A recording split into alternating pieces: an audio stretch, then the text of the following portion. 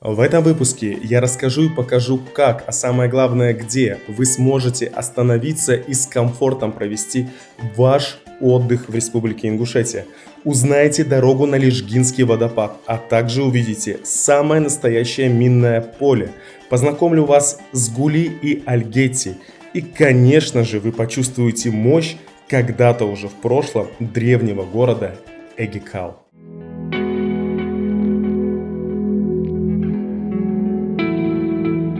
Я уже сбился со счету, в который раз я приезжаю в Республику Ингушетию в Джейрах. Но в этот раз я приехал не один, а со своими друзьями. Всех моих подписчиков, а также постоянных зрителей я приветствую. Меня зовут Артем, и вы находитесь на моем канале о путешествиях и не только. И как вы уже догадались, я буду рассказывать вновь за то, как можно ярко, интересно провести время в Республике Ингушетия. Если вам интересно, то прямо сейчас подписывайтесь на мой канал, бейте в колокол, чтобы не пропускать мои следующие влоги, а также прямые эфиры. Ставьте лайк, пишите ваши комментарии. Если вы хотите поддержать мой канал в развитии, то все реквизиты внизу в описании под этим видео. Кстати, делайте репосты, делитесь этим видео с друзьями. Но сейчас никуда не уходите, будет интересно. Поехали! Я вновь нахожусь на территории курортного комплекса Арамхи. Внизу находится основной отель Локи, но мы решили в этот раз в нем не останавливаться, потому что у нас достаточно много людей, много детей с нами приехало, потому что мы отправимся вот на эту гору, которая покрыта облаками. Все равно мы пойдем завтра. И видите, если прямо смотреть, вы увидите такие вот, как у Лего, кубики, да? А это все у нас башенный комплекс Бейни, откуда и начинается путь к вершине Столовой горы. Люди здесь катаются на канатной дороге. Она, кстати, стала платной, 100 рублей туда-обратно. Это минус. Где мы остановились? Мы остановились, вы спросите, в гостевых домиках. Здесь между рестораном Эрзи, который находится вон там на самой вершине, находятся вот такие вот гостевые домики. И они находятся в таком хорошем, замечательном месте. Можно сказать, практически в лесу. Свежий воздух, природа, птички поют. Правда, погода что-то у нас тут портится сегодня. И вообще весь июнь месяц обещают дожди, поэтому мы на это закрыли глаза и все равно поехали. Традицию нарушать нельзя, потому что мы каждый год, вот буквально в июне месяце, ровно год назад мы сюда приезжали, также покоряли Столовую гору. В этот раз мы сюда приехали сделать еще и шашлык. И как-то так, не знаю, уединиться с природой Ингушетии. Посмотрите, какая красота. А как дышится. Может быть и к лучшему, что сейчас не жарко, потому что в прошлом году было плюс 35, и мы умирали от жары. Я сгорел, получил ожоги даже. Руки были синие-синие. Я вам показывал, кстати, посмотрите мои предыдущие блоги там. Я немножко жалуюсь на всю эту ситуацию. По своей глупости пошел на Столовую гору в футболке. Вот. Поэтому моду надо выключить. Нужно надевать такие вещи на себя, которые будут удобны, комфортны, но а также будут беречь от прямых солнечных лучей.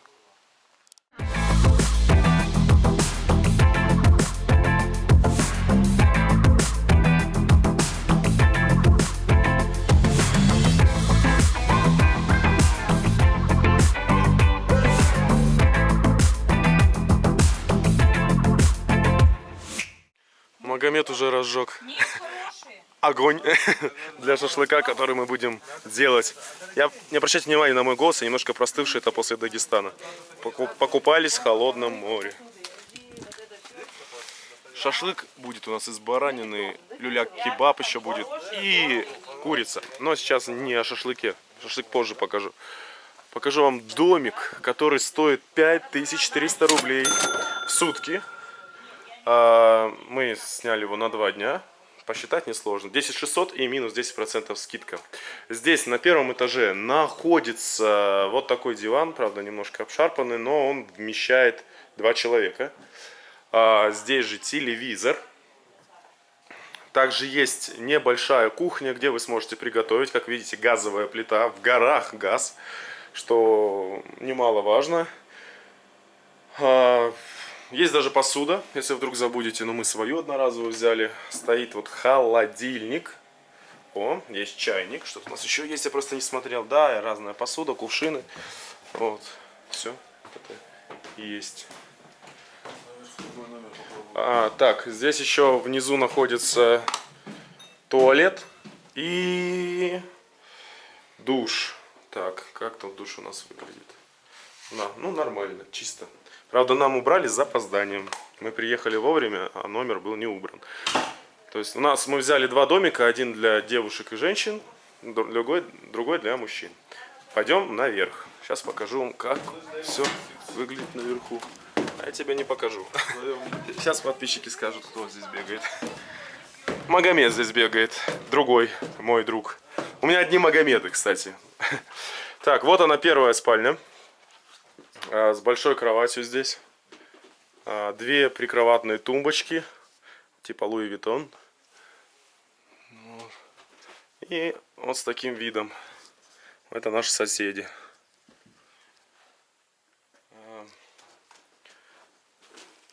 Также здесь вот можно положить свои рюкзаки, вещи, да, чтобы не помялись. И параллельно есть вторая комната, где две раздельные кровати. Это моя. Там кто-то меня зовет. Здесь кто-то будет спать. Что? Сейчас я сниму. Вот наш шашлык, наша беседка. Ну и, наверное, самое главное, это то, что в каждом домике и у каждого такого домика есть выход на балкончик такой. Здесь можно кофе пить, чай пить. И дышать свежим воздухом. Вон дети бегают, цветы собирают, папоротник. Как-то так. Но если вы не хотите снимать такой гостевой домик, просто он выгоден чем?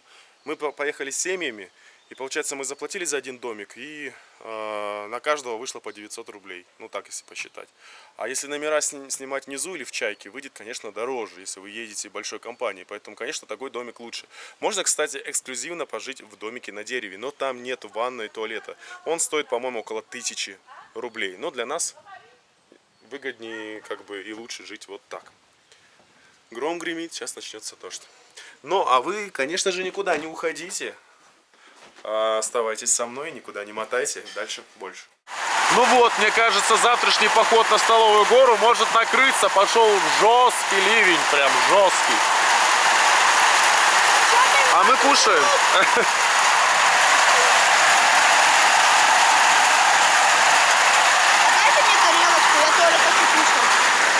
Говорят, что у природы нет плохой погоды, но именно эта погода, дождливая, не дала нам подняться на Столовую гору. Не потому что дождь, да, шел, мы-то не сахарные, а потому что с нами было много детей, и это было небезопасно. Но в любом случае мы не расстроились, потому что и без Столовой горы нам многое, что удалось увидеть. Впрочем, смотрите сами. Так, друзья, у меня просто еще есть гость, который будет жить вот в гостиничном комплексе «Чайка». Я тоже номерок сейчас покажу. Здравствуйте. Третий, да, сказали? Он сказал тоже.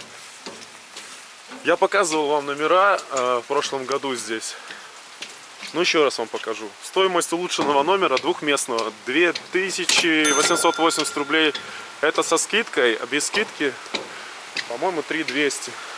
Так, друзья, вот так выглядит здесь номер в гостиничном комплексе «Чайка». Две раздельные кровати, но он считается улучшенным. Вот батарею можно уже включить, что-то прохладно. Ну, теплее, чем на улице. О, так тут ванна здесь есть. И даже, я хочу сказать, неплохая. Не то, что у нас там. У нас там душ не очень хороший. Все чисто, кстати. Вот. Мыло, гель для душа. Хорошо. Полотенце тоже есть. Сейчас. Не буду показывать. А то меня очень часто вызывают во всякие непонятные органы. Вот это тоже немаловажно. Полотенце. Тапочки, чайник, кружка, шкаф, зеркало, фен, все есть. Ну и, конечно же, самое главное, что здесь есть, помимо кровати и вот этих удобств, это шикарный вид на Столовую гору. Тардышам же тоже нужно отдыхать иногда. Тут тоже домик, но практически со всеми удобствами. Можно зайти. Вот, в этом домике есть тоже кровать без матраса, но тардышам этот матрас и не нужен, тумбочка. Самое главное, вид из окна. И балкон.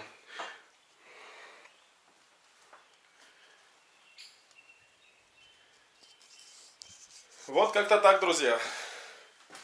Жалко домик, его надо, конечно же, починить, сделать, ну, чтобы было место. Ну, кстати, вот эти домики свободные, а номера в наших отелях и даже наши домики не на дереве, простые, ну, типа коттеджи, они все заняты. А сейчас о самом главном. Буду говорить про ингушское гостеприимство и про дружбу народов, потому что в нашей компании была женщина, грузинка. Готовьтесь, сейчас будет очень вкусно. Это грузинское блюдо. Да? А как называется? Короче, это да, фаржа. Спаржа. Фасоль стручковая, я вижу. Да. Короче, в Ингушетии, как всегда, ингушский чай с тазиками все. В тазиках все. Да. Видите, голодными вы на Кавказе точно, в Ингушетии тем более не останетесь. Мы тут уже переели, а нам всю еду несут и несут. Несут и несут. Ты не знаешь, это же шелоч. Да. Как на грузинском будет привет? Шелоч. Гамарджова. Да, всем ингушам. И салам всем грузинам. Выглядит очень. У нас о дружбе народов. А куда делись? Народ куда Сейчас делись? придут. Ты грузинка? Так, рассказывайте, что за блюдо. Это самое. В общем, это какой салат? Весенний, наверное. Это вкусное блюдо, Так, да? оно горячее. Да. Доготовилось в Там, духовке, насколько не мне в известно. духовке. Оно Сверху, это на плите. да. Так. Здесь, как она называется? Спаржа, Не спаржа это. фасоль. Это фасоль, зеленая фасоль, лука очень много, очень много помидора, очень много болгарского перца, разных специй, Как раз помогает мясо. зелень, да.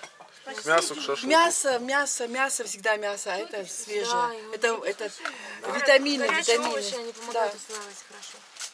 Да, у нас гости из Москвы даже есть. Как в Ингушетии? Первое впечатление. Это самые честные вот впечатления. Я вообще очень рада, что приехала. Спасибо моей подружке Мадине. Она меня пригласила, и мне очень все нравятся горы, воздух, еда. Я не знаю, мне не спасибо. Помогу тебе реализовать... Я разговариваю. Да, я помогу ей реализовать твои мысли, ее мысли в смысле. Ингушетия бомба, честно говоря.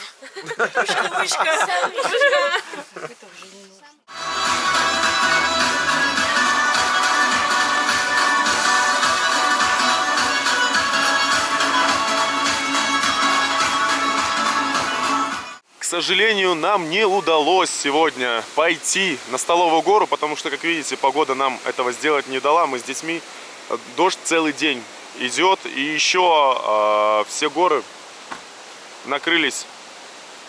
покрылись облаками. Но отчаиваться мы не стали и решили пойти к водопаду Ряжгинский.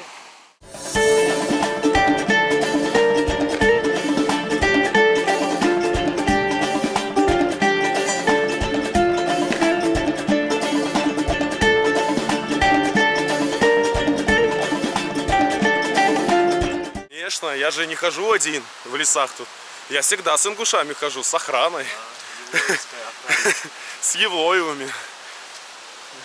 И для тех, кто там постоянно думает за других Евлоевых. Евлоевых 100 тысяч. Вот, пожалуйста, один из них. Почему? И он тоже носитель имени, таких имен, как у нас в России Ваня, Дима, так и Магомед, к примеру. Очень популярное имя. Подписывайтесь, граф Мага. Рекламу все делаем. Так что, друзья, не сочиняйте в голове своей ерунды и так далее. Правда, если будет пасмурная погода и пройдет дождь, осторожно на лестницах. Тут вот такие лестницы есть. А то можно на красоту заглядеться и навернуться, и помыться сразу в речке. Папоротник вырос. Из него делают салат, кстати. Опасное место. Мост обвалился. Это еще не конец. Там еще выше есть. Да? Дроном полетим. Я, короче, куртку уронил.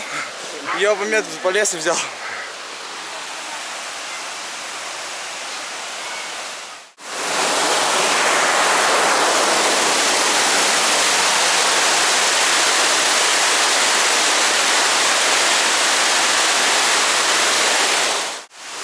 Настоящие джигиты.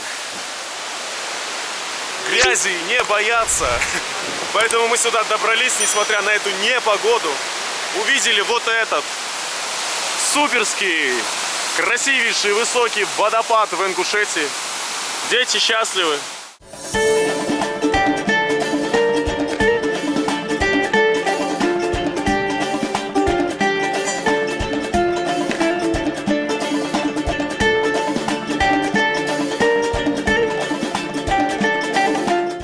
Друзья, вот здесь, кстати, вода стекает сразу вниз, падает, образуется водопад. Здесь есть такой вот мостик. Я здесь, кстати, первый раз, по которому небезопасно, правда, идти. Та-да-да, упадешь и по речке вниз водопад и насмерть.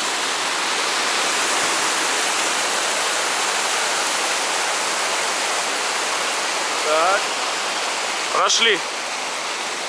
Вот дети мага уже здесь. Очень красивые можно здесь фотографии сделать. Даже тропа, она идет дальше. Просто интересно, что там. Прогуляться хочется. Я здесь первый раз, я здесь не был. Грязно очень, но джигиты грязи не боятся. Идем. Валежник. Дождь был, наверное, вот эта вся грязь как бы и образовалась. И люди сюда приходили, намешали из-за дождя. О, здесь можно шикарно сделать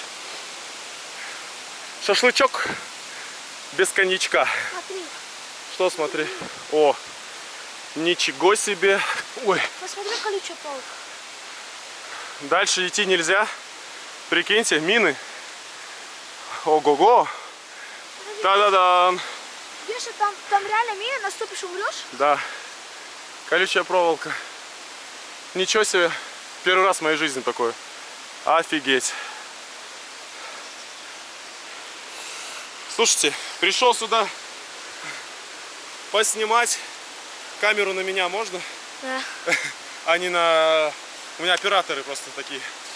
Мы же все сами снимаем. Вы говорите, что я кого-то там нанимаю. Пришел посмотреть водопад, сделать красивые фотки. Колючая проволока, мины. Все, конец путешествия.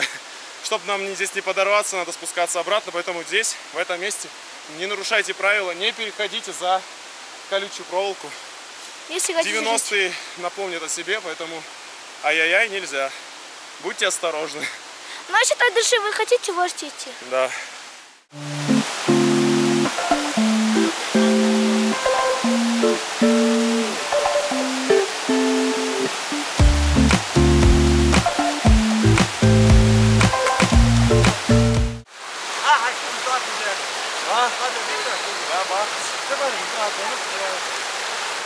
Друзья, хочу познакомить вас с Альгети и Гули. Это два села, которые встретятся вам по пути к курортному комплексу Арамхи. Начну я с Альгети. Альгети — это небольшое село с населением в 350 человек, которое находится на берегу реки Арамхи.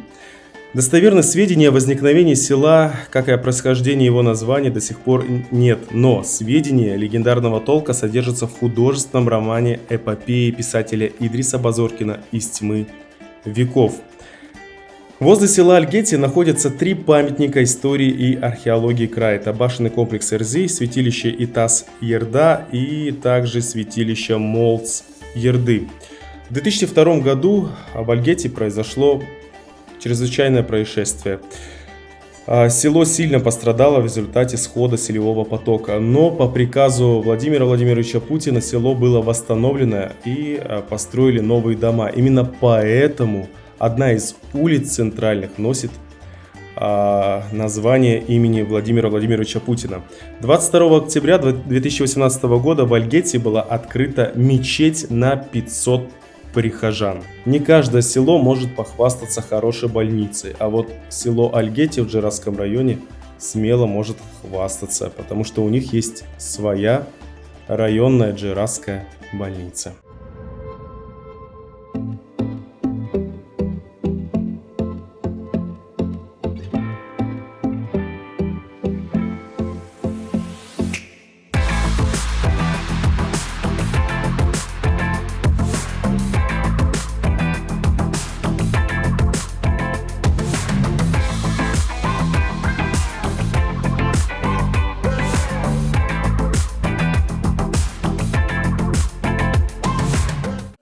Я пришел поснимать телочек, и бык не очень доволен. Он что-то рычит и ведет себя очень странно. А я сюда пришел поснимать коров, которые вот пасутся здесь в горах. У них почти, я не знаю, молоко, как, наверное, в Альпах коровы дают. Можно шоколадки Милки делать. Но самое смешное, что они каким-то образом залазят на склоны гор и не падают оттуда. Там, наверное, трава сочнее, вкуснее. Не знаю, почему они туда залезли. Да, да, скалолаз корова. Посмотрите, сколько их много. Вот они весь день вот так пасутся. Наверное, здесь продают вкусное молоко. Также сметану делают, масло, творог или творог. И вот так вот здесь живут люди. Заодно посмотрите. Ага, газовая труба. Еще раз хочу повторить, что да, Республика Ингушетия небольшая республика, но она на 99% газифицирована благодаря Руслану Султановичу Аушеву. Там вон башенку вдали реконструируют, дети, я слышу, вон кричат. Классно, душевно. Кто-то строится, кто-то вот наоборот разобрал дом. Красота. И все это я рассказываю еще про одно село, село Гули. Исторически Гули входило в состав Хамхинского Галгаевского шахара. Шахара – это общество. Гули было основано семействами Чакха, Бордза, Хадза и Или и являлось родовым аулом Тейпа-Хулхоевых. В 1830-е годы село было полностью разрушено царскими войсками за упорное сопротивление местных жителей принятию православия, что сопровождалось в частности линчеванием хулхоевыми священников, миссионеров и пристава, сопровождавшего их. По этой причине в Гули не было жилых и оборонительных башен до 2016 года. В 2016 году ингушский бизнесмен Хадзиев Саварбек восстановил из руин башню своего предка Хаза. Гули также славится своими долгожителями. К примеру, Аппас Ларосович Илиев прожил 123 года. Мне очень в этом селе понравилась мечеть. Такую мечеть я нигде не видел за все время своего путешествия. И привлекла она мое внимание именно своей архитектурой. Уж очень она похожа на ингушские башни. Вот, кстати, я считаю, это правильная архитектура для Ингушетии. Какая-то есть изюминка, а то чаще строят мечети в турецком либо арабском стиле. Эта мечеть потрясающая. Сейчас я вам ее покажу, как она выглядит внутри. Так, друзья, я ни разу не был в этой мечети, решил зайти, не знаю. Она открыта. Сейчас я разуюсь. Потому что в мечеть нельзя заходить в грязной обуви. Запусти. Ну разуться можно было и тут.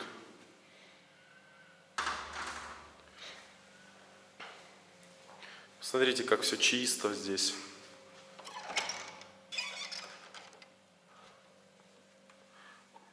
И вот здесь вот такая мечеть. Селение Гули.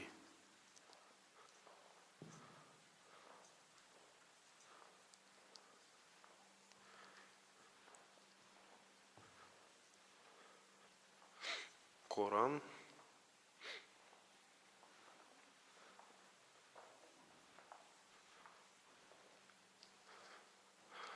таких мечетях мне всегда нравится люстра. Очень красиво.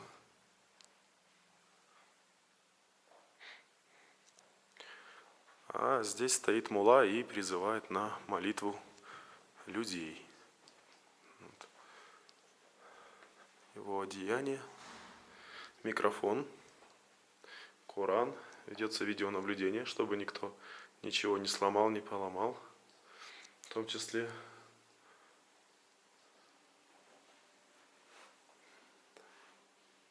очень красиво, очень.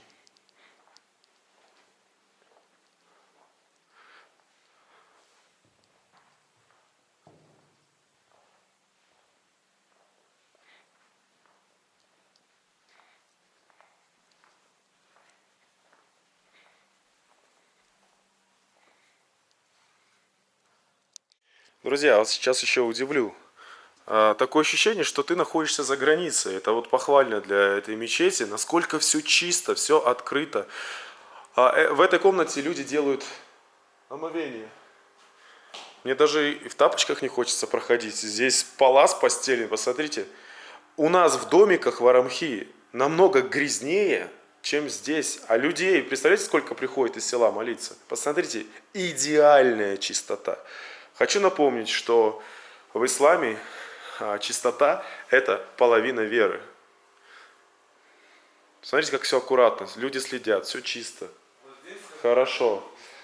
Сейчас я вам покажу даже, как бывают тапочки. Сделаны, ну извините, конечно, за подробности, я понимаю, что это может быть где-то неприлично, но эти кабинки – это кабинки туалетов. Вы такое за границей даже, правда вам говорю, редко увидите. А это село в России, на Северном Кавказе, в Ингушетии. И посмотрите, из этого туалета какой вид открывается на горы. Где вы еще такое увидите? А ну-ка. Вон, облако очень низко опустилось. Классно же. Вот приятно прийти, посмотреть, похвалить тоже. И люди увидят. Это, да, мне друзья говорят, молодцы же. У нас тут много. Есть люди из Грузии, из Туркменистана. Все в восторге. Ну вот, это моя... Не обижайтесь, конечно, но это моя самая любимая мечеть во всей республике Ингушетия, потому что она вот не только как мечеть, да, к Богу, к Аллаху, а вот сделана с душой и в ингушском стиле. То есть здесь никто не уподобляется другому народу, так как у вас есть своя культура, своя история, свои традиции, свои ценности, быт, устои и так далее. Я считаю, что вот так мечеть, как вот это, должна выглядеть везде в Ингушетии, ну, в подобном стиле. У вас своя стилистика, знаете, как я определяю еще? По крыше. Вот в Магасе нужно было делать такую большую мечеть. Я по куполам определяю, видите? Лесенкой. Вот это чисто ингушский стиль, как башни Ингушетии. А башни — это достояние всей республики, которое нужно сохранить. Хочу передать большой салам маршал Муле этой мечети. Всем людям, которые в ней молятся, дай Бог вам всем здоровья. Берегите себя, близких, родных, и пусть вас также Бог бережет.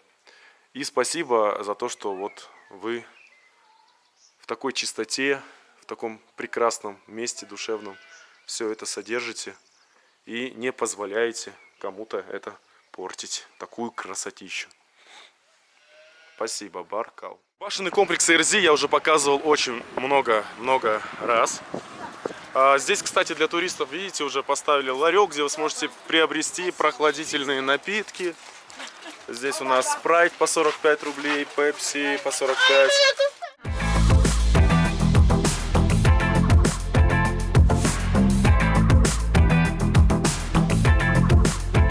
Когда-то Эгекал был городом, мало того, столицей.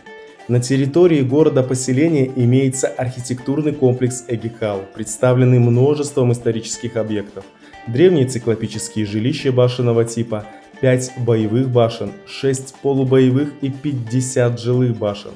Также имеется большое количество разнотипных могильников, 106 склеповых могильников, 1 мавзолей и 3 святилища.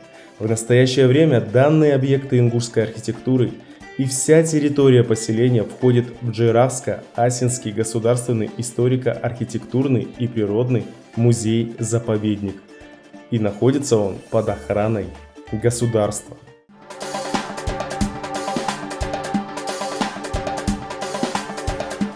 Ингушетия – самая маленькая республика на карте Российской Федерации, но с такой потрясающей гигантской историей, с такими интересными достопримечательностями. Это по-настоящему страна башен, которая ждет вас в гости. Вот так просто, но душевно можно провести здесь время. Мне и всем моим друзьям понравилось. А вам? Если тоже понравилось, то поставь лайк этому видео и подпишись на мой канал. И самое главное, не забывайте, не ищите 1000 причин не путешествовать. Ищите миллион причин, чтобы поехать и полететь. Деньги всегда можно заработать, а вот время вернуть нельзя. С вами я не прощаюсь, я говорю до встречи.